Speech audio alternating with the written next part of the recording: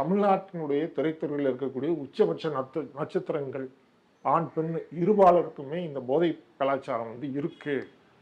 அவங்க வந்து அடிக்கடி வந்து வீக்கெண்டில் வந்து ஈசிஆர் ரோட்டில் இல்லை ஓஎம்ஆர் ரோட்டில் ஒரு பெரிய பங்களாவில் கூடி அல்லது வந்து நட்சத்திர ஹோட்டல்களில் கூடி இரவு முழுக்க கூத்தடிக்கிறாங்க. இந்த மாதிரியான பழக்கம் இருக்குது அப்படின்றது வந்து பரவலாக பேசப்பட்டு கொண்டிருக்கிறது.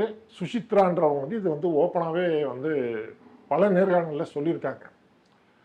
அப்போ இதில் வந்து இன்றைய திமுக அமைச்சர்கள் வீட்டு பிள்ளைகளும் சம்மந்தப்பட்டிருக்கிறாங்க, பெரிய தொழிலதிபர்கள் வீட்டு பிள்ளைகளும் சம்மந்தப்பட்டிருக்கிறாங்க, பெரிய பெரிய அதிகாரிகள் வீட்டு பிள்ளைகளும் சம்மந்தப்பட்டிருக்காங்க.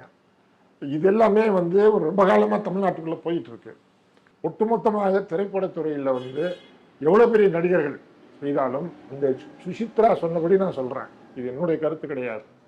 கமலஹாசன் இந்த மாதிரி ஈடுபடுறாரு, தனுஷ் ஈடுபடுறாரு, அனிருத் ஈடுபடுறாங்க, திரிஷா ஈடுபடுறாங்க, எல்லாமே அந்த அம்மா சொன்னது தான். ஏன்னா அவங்களோட சேர்ந்து இவங்களும் ஈடுபட்டு அந்த எக்ஸ்பீரியன்ஸில் இவங்க பேசினாங்க. இப்போ இந்த செய்திகள் வந்தபோது ஆட்சியில் இருந்த திமுக என்ன நடவடிக்கை எடுத்தீங்க? என்ன நடவடிக்கை எடுத்து அதை தடுத்தீங்க? எதுவுமே கிடையாது.